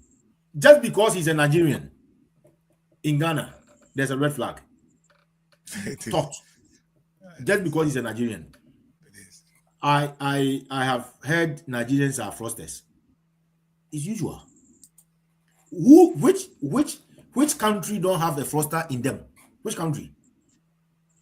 Every country has a prison, and they have every form of offense in their prisons. So if you don't live up to your legal loopholes, clever people will exploit it. That is fundamental human right. Two, it's a human right. I look for every opportunity to commit the offense and get away with it in conjunction with the established laws. That's what clever people do. Clever people don't just pass about and steal stuff. They look at the thing, they find a way of stealing it and getting away with it. And get away with it legally. That is legal. That's fine. What lawyers do. The police's job, the police are paid to catch criminals. The law is there to prosecute criminals. So just by people stigmatizing, when Mr. Roland said they're paying about 5 million or 5,000 Nigerian naira to register a business in Ghana, I guarantee you two things. Either a quarter of that money goes to the government, the rest is bribe. And I'm sure you also have to pay a fee to get your document in front of someone. This is Africa. That's the mental part of it. Now, we can also go to red tapes, deliberate red tapes. Deliberate. You go there, you wait 1 week. What are we waiting 1 week for? What are you waiting for 1 week? What for? The office is opened. The manager is coming work at 10 o'clock, leave at about 1 for lunch, and never return. That is why you are waiting for 1 week. We don't have it here. These are non-tariff barriers. We're not talking about monies. We're not talking about deliberate taxation. These are things that frustrate you. It frustrates you to take your business away. Meanwhile, the governments are going across, encouraging people to opening business.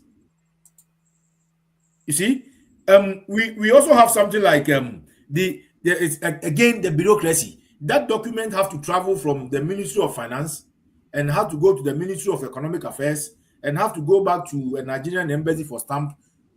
Useless. Created to frustrate businesses. Are the government aware of this? Are they deliberately doing this? Do they know the consequences of this? Like you said, in South Africa, in Africa, the reason there are too many businesses in South Africa, they make the opening easy. You fall foul to the law, you go to prison, or you were deported. Very simple. There are people in the UK who have been deported and will not be allowed in the country for the next 10 years. And you will not be allowed in the country for the next 10 years. These are the laws of the land that protect good people. There are people who mean good business, can move around doing whatever they want to do. And you cannot use the few bad ones to stop the good people from moving. Okay? Now we have something like we are also lacking so much in respect of this tariff. The local legislations in our country are so lapsed, and the ones that are, say, up to date are not enforced properly. People do whatever they want. Mr. Roland went to the Ghana Business Board or Business Authority to register his business. If he finds out that someone is unnecessarily delaying him, where will he go to report it? Is there anywhere? Is there anywhere you report that they are deliberately delaying your time? They are asking you unnecessary questions. They are wasting your time. Nigeria, the same. Is it there? You have traveled from Nigeria. You have for 1 week to spend on this particular issue, and they deliberately wasted your time for 7 days, more than what you intended to spend. What's the consequences? The law, the law, the law. When we talk about the mental aspect of we Africans fear each other, Nigerians shouldn't see Malawians as visitors, as strangers. South Africans shouldn't see Sudanese as strangers. So are Senegalese seeing Ghanaians as strangers. As long as this mental I don't know how to say strain. This map they draw, new map they draw for us. The African Union needs to work on these fundamentals before they jump to this. This free trade thing is far, they've gone too far. It is good, but what is underneath it to reach here is too far. It's too far. Ghanaians see Kenyans as strangers. Of course. How far is that? How far is Ghana to Nigeria? How far is Ghana from Nigeria? And how far is from United Kingdom to Milan, from London to Milan? And Richard, you know one painful thing? If they're looking for skilled people, for instance, now we were just talking in Nigeria how they contract every little construction either to Julius Berger and now to China. Are you saying that within the whole of Africa, we don't have to do that? Yes. That is it's not just Nigeria. It is the whole Africa, which is very poor. As a fact, because Nigeria makes money from crude oil, Nigerian own is better than most other African countries. Most African countries, they are in real trouble with respect to making US dollar. But the reality is that they do not even need the US dollar at the first instance to survive, really. That's the reality. If only they can think. Just think. Right. I want to give you an example. Barrister Richard said something remarkable at the beginning. Let me use that as a reference. He said something about having a liaison office of African Union in all the countries. You understand? Yes. Then let's put it this way. Let's put it in form of diplomatic mission of the countries. Most African countries do not have embassies in other African countries. Most African countries do not. And you know the reason why they do not have embassy in all other African countries? The US dollar. They are looking for the US dollar to fund their foreign mission in Africa. You don't need it. That's what we are saying. So what we have provided as a platform is, which we will start writing most of the foreign missions of this country soon. Why would you from Malawi, who do not have embassy in Nigeria, need US dollar to pay your bills in Nigeria? You don't need it. If the African forest trade is in Malawi and the African forest trade is in Nigeria, the African forest trade can receive your payment in Malawi kwacha in Malawi, and all your bills in Nigeria, the African forest trade settle them for you with Nigerian naira. Then the same way, Nigerian embassy in Malawi, the African forest trade can settle all their bills in Malawi using Malawi kwacha. Dollar is not in the equation. It means we can do a lot of trade without dollar in the equation. That's what we need to achieve. But when you achieve that, what's your reference, Roland? What's your reference? Yeah, but I'll answer that. I'll answer that for him. Your reference point, and that's where it is good. Your reference point in terms of the computation of the exchange by the World Bank, they will still use US dollar as the reference point in the because the software is tied to the World Bank computation of the exchange rate. But then what is important is you do not need to be looking for the US dollar to carry out your trade. So if, for instance, Nigerian naira collapsed recently, when I went to Angola to start up, like let's say 3 years ago, Nigerian naira is like ×2 of Angola kwanza. 1 naira was like ×2 of Angola kwanza about 3 years ago.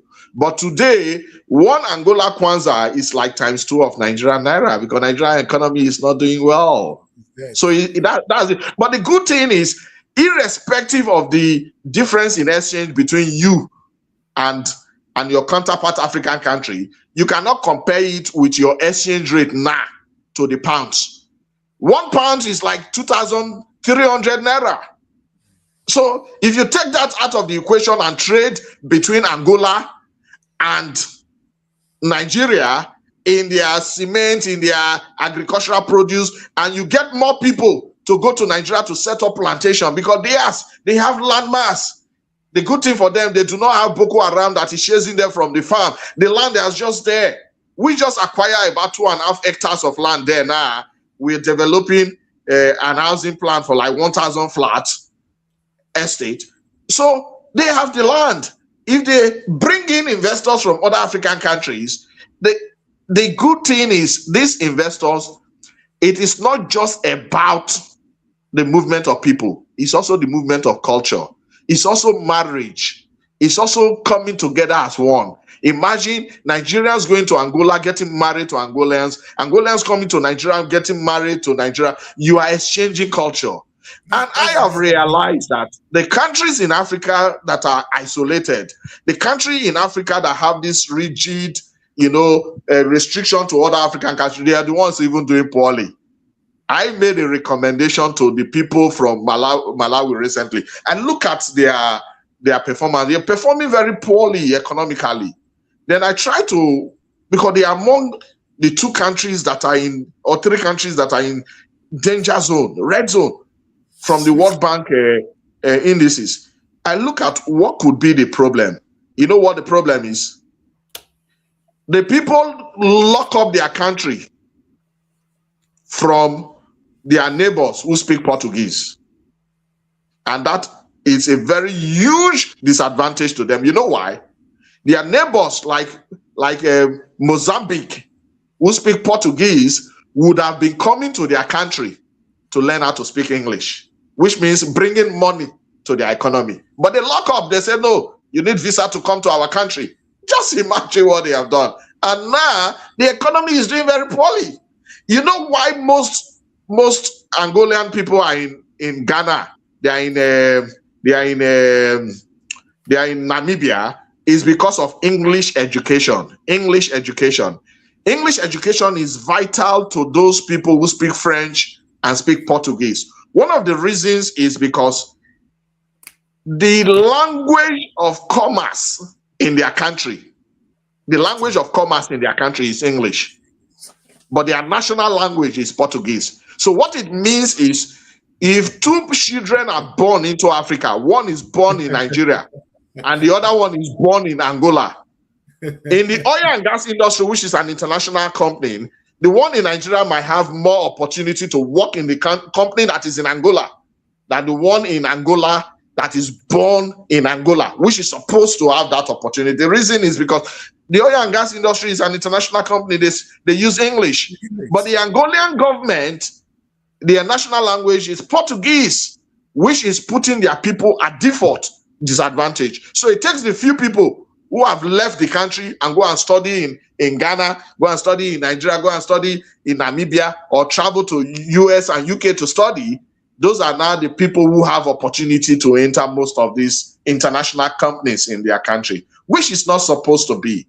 Part of one article I wrote, I recommended strongly that the government should introduce secondary language for them. But then going back to a country like Malawi, this is a leverage they would have had, a leverage from countries that seek English education. Malawi speaks English. So you will have people from Mozambique coming into their country to spend money. So they will be making money from people from other African countries. But no, they lock up. They said, no, you need a visa to come. And if you see their country now, they don't even have embassy in up to 80% of all the African countries, which is not good. It's a big problem. It is. Then let me quickly just chip in something. You know, if you're in Ghana, if you're going to UK, you pay less than if you're going to Congo Brazzaville. If you're going to Point Noir, you pay more. As a fact, if you're going to Point Noir, you might spend 2 days. Point Noir is not far from Ghana. But if you're going to UK, that is 6 hours straight, you're already in UK. But you're going to Point Noir, that is supposed to be 2 hours. You can spend 2 days. They will first of all fly you to Ethiopia, Addis Ababa, to go and sleep. Then finally they will fly you to. The challenges are huge. And you see, I do not think the problem matters. All the problem I am listing is equal to opportunity. It's equal to opportunity to make money, to improve on our economy, they are all opportunity. We just need to solve the problem practically. You see, that's what I agree with you.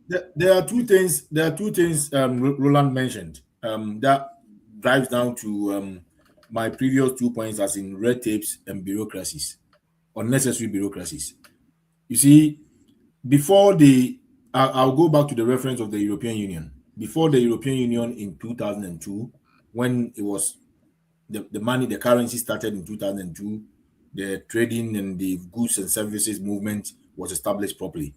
There was still a lot of advantages in movement among Europeans, trading. There's one of them was called there was the Benelux, an agreement between Netherlands, Germany, and England. You can go there anytime you want. You can even work there for 6 months without registering for any social security proceedings. These were there.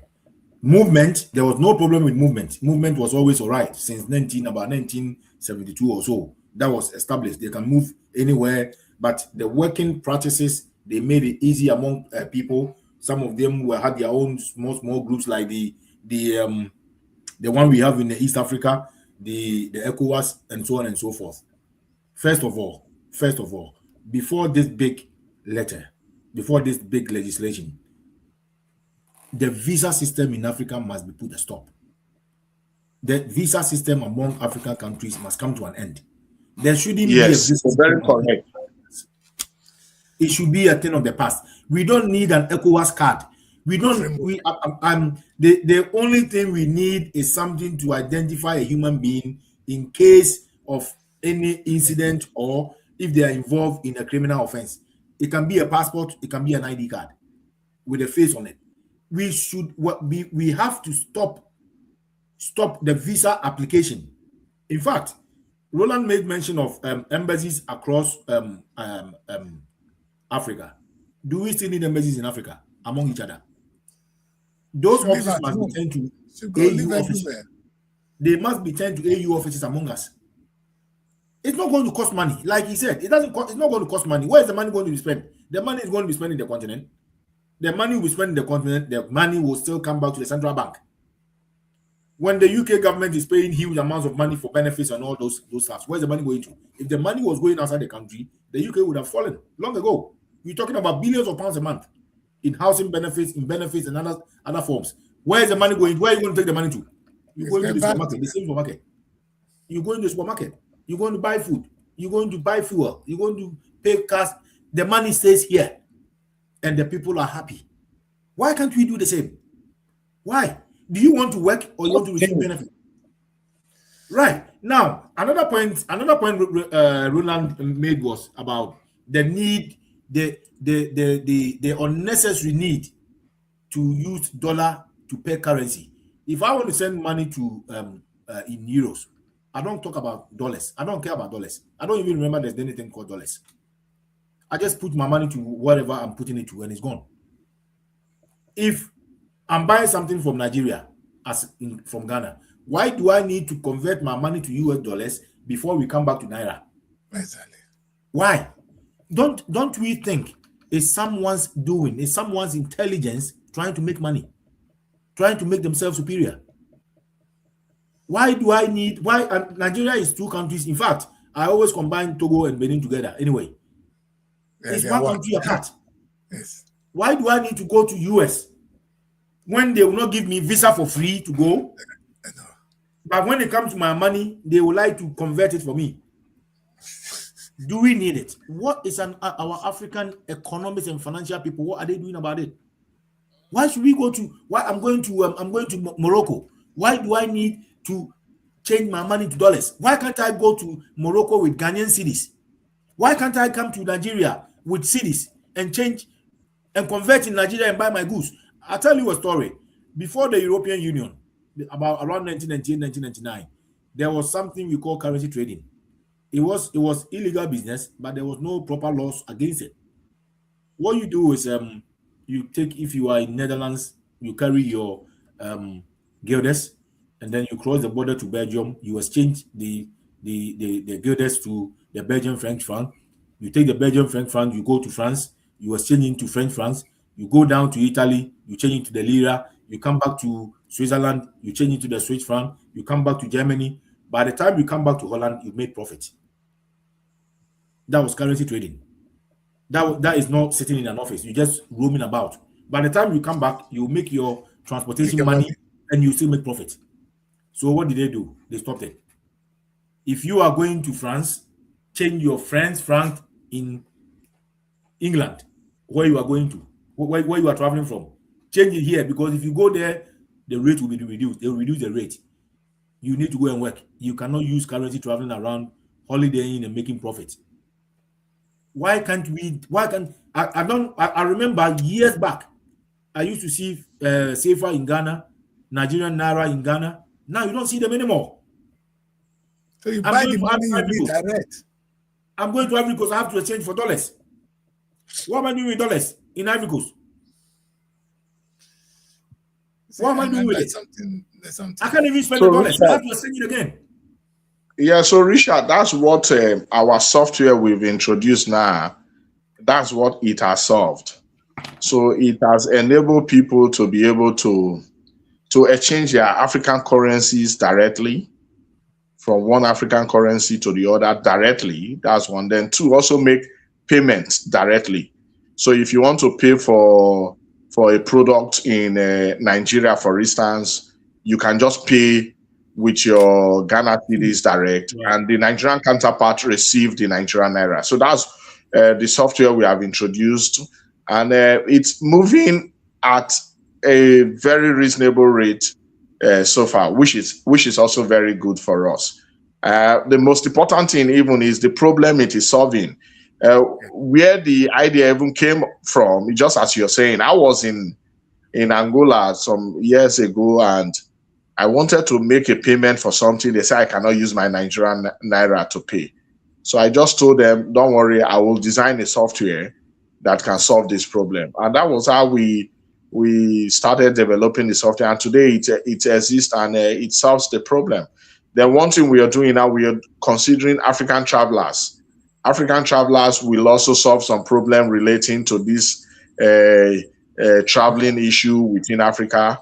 Then we are doing African Invest. One thing we have observed is most Africans are limited in their reasoning to their country, and that's a very big problem. So if you meet so many Africans, why would you? It costs so much. It costs too expensive to leave your country. It costs unnecessarily too much. It's expensive. Yeah, it costs too much. But even at that, if you meet so many, they just think about their country. So they don't think like a citizen of Africa. They think more like a citizen of their country.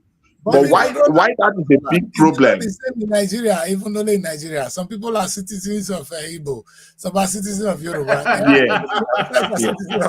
why that is a, let me tell you one thing, Daddy Chris, why that is a big problem. It's even limiting the people. Yes, it's limiting the people themselves. Imagine you are from Burundi with a GDP of, or let's say from Botswana, some countries with GDP less than $5 billion. Then you're just thinking about that economy. So how are you going to be able to become a billionaire in dollars? So so what we want to do, we also want to educate people to start thinking Africa in investment.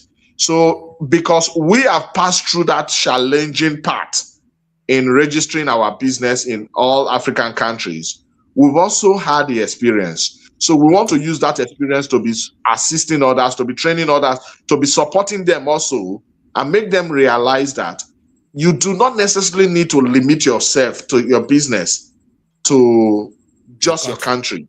You can actually expand your business to other African countries with ease. Then we will provide the support we can provide. The support we can provide is free consultation, free guidance for you. Then also in terms of payment, then it becomes easier for you also to use the African forex trade to make your payment in your currency to establish in other countries. It should not be about quarreling alone that we are known for, or let's say just sport like football. That is when we come together. No. We want to educate more Africans to start thinking that, okay, I can start my business in Nigeria today. Tomorrow, I will set it up in South Africa and expand there. The following day, I can go to Ghana and also set it up. And that's what we want to be doing with the African Invest. Thank you very much. Listen, people, we are already more than 2 hours into the broadcast. I know I'm not going to get away with this thing so easily. When I have this two brave mind, I was ready for the show. Listen, I couldn't be more happier than today. But just in one minute, please, because we're going to round it up right now, is what is the way forward? Roland, you said something very interesting. In the midst of all this come opportunity, what would you say is the opportunity for 2026, looking at either, I would like both really. Say for instance, economically, this is what we should be doing, and politically, this is the way forward. What would you say in one minute, please? So for me, I think priority should be paid to industrial development in Africa. And it has to be a collective, work plan. African government, when they sit down, they should just not only discuss about, politics, tenure of, no, they should, discussing that do not take the continent forward. Their plans should be how a railway line can be constructed all the way from Morocco, for instance, to South Africa, and it cut across so many other African countries. How a railway line can be connected from Nigeria to Ghana so that there will be, affordable transport system that will transport goods and products. Then ultimately, the agreement, the intercontinental agreement, has to be implemented so that border restrictions, we have to remove them. If they want to do it in phases, they can start by providing some privileges for businessmen to start with, or entrepreneur. They can create a special entrepreneur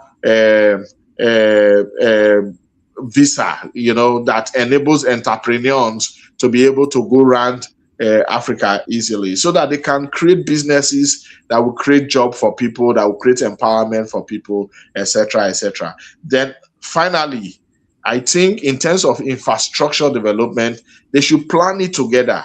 We should have a centralized infrastructure development across Africa. Then the construction, Africa should consider using their resources, using their people to construct their infrastructure, not just necessarily bringing Chinese or bringing Europeans to construct our infrastructure. Thank you very much. Thank you. Yes. What do you say, Richard? In one minute, Chris, please. Yes. Thank you. I need you to keep this photo on the screen before I go back to my... I'll keep it here. I'll keep it, yes. Can anyone actually give us an evidence of what this photo shoot have produced for Africa in the last 50 years? I believe they've been having it for every year. And if you count the cost of traveling to this center, we would like to know exactly what one project that has come out of this photo shoot for Africans and the cost of them meeting to take this photo shoot. But that's by the way. It's very important, but that's just by the way. From my point of view as a legal person, I totally support the way Roland made his assertions. However, I will switch to the legal side.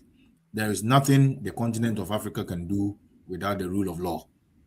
However the law comes from, whether it comes from our traditional chiefs or it comes from our generic parliaments, the rule of law is the way forward. No country will survive or strive without the rule of law. For instance, if you look at Roland's brilliant idea of the currency trading among the countries through the barriers of the currency system, you can see it is very important, very necessary. This is an idea that should have come from a government, a legislative point of view, to make it survive. This must be supported by governments through his platform, through Roland's platform, supported with legislations. So it has come to stay. If Roland is fed up tomorrow because he's faced with bureaucracies, his ideology is dead. The law is what establishes everything and make everything stay. That's the best I can say. I've been making this argument for a very long time before law school. The law, without the law, nobody is going to bring their £1 billion or $1 million to invest in a country that is shady, in a country which laws are lapsed, in a country which laws are not enforced. Nobody's going to do that. Our leaders keep on wasting our money traveling to places to seek for investment. Who is coming to bring their money in a country which is going to waste their money? It's not going to happen. It's a joke. They just like to go on tour and they name it an investment trip. It's not. If so they can import more Toyota. Of course. If I am comfortable with £500 in the UK, because in the next 5 years, £500 will still be £500. In the next 5 years, as soon as I exchange my naira to 2 billion naira tomorrow to start business, I fear I still start taking some of the money back in foreign currencies, so I don't lose the exchange. This is because of the legal precedence. It's because of the legal establishment, the legal position of staff. I always end with this. In the UK, they buy a paint and a camera, paint the floor, and it costs £80 because of the law. It's called a parking ticket. Chris is aware of that. Just a paint. You buy a bucket of paint, you paint the floor, and it costs 80 pounds. And it can go more because of the law. It is possible because of the law. Africa must see the need for the rule of law. The rule of law is what will bring investment. The German Mercedes-Benz, the American automobile, can put it in Africa. I guarantee you in 5 years' time it will collapse because people will steal the parts, people will not turn up for work, and they will still get paid, and the company will collapse. The rule of law. Thank you very much. And happy New Year to everyone. Thank you. Listen, I'm going to have these guys almost every weekend. These two people, I know them personally. So when I know I have them today, I know it's not going to be an easy ride. One area I wasn't ready to go with them was religion. If I go there, we'll be in trouble. But thank you, gentlemen. Thank you. I'm proud of you too. This is the thing I say. Africa cannot say they have shortage of talent. The reason I know, because I have these two people with me today. What are you looking for, Africa? Like they asked you, what are you asking God to do? Roland said, Richard said something. They said, God created you in his image and likeness. He's the one that created the sea. And you're going to him for food. He should be angry with you. You cannot be asking God for food. We have it all in Africa. And like I said, Africa is the promised land they're talking about in the Bible. Because the Bible said, I have a land flowing with milk and honey. Is Israel flowing with milk and honey? Africa is a land flowing with milk and honey. But we've not been able to tap on it, unfortunately. Maybe that's what we are begging these leaders sitting right here, looking at us in this beautiful picture, like Roland said and Richard said, to go back into the drawing board and come up with a rule, a law that will help what Engineer Roland has put in place. That's why I like to have these people, because one of them is going to think of how it should be done, and one other one will come with a solution, which is what you see when you sit down between a lawyer and an engineer. I'm proud of two of you. Thank you very much for being on the show with me today. Thank you. Thank you. Yes. So that's where we wrap it. Yes, that's why we call it a wrap for today. We will do this again. This is what we do, and this is how we do it. When you have two able Africans, sound mind like this, Africa will accelerate. And I know in 2026, that is what we're going to be. There's going to be a movement in Africa, a new one, maybe trying to liberate us. The liberation is going to be economical. When everything we do go around how we're going to revolve, how we're going to be free economically, mentally, economically. The only freedom we need is economic freedom, and every other thing will come in place. Thank you very much for being on this long show today. Let's get you to do other things while we say a very good morning, or now it's good afternoon in some part of Africa. It's actually afternoon in England as well. So good afternoon, and may God bless you and stay out of trouble. Have a beautiful weekend. And let me say again, Happy New Year. Let this year be a year where you make a decision to be progressive. Make progress. Make Africa great. Thank you, and God bless you all. Bye. Find a sanctuary in the heart of the city. Live the life you deserve in an exquisite apartment. SRTV Luxury Shortlet Apartment, Lagos, is a place where your comfort is rest assured. Welcome to SRTV Shortlet Apartment, part of the prestigious SRTV Real Estate family. Why choose us? Prime location, nestled in the heart of Lagos, close to key attractions, business hubs, and vibrant nightlife. Modern interiors, fully furnished, stylish apartments designed to provide the ultimate comfort. Luxury redefined, vacation perfected. 24/7 security.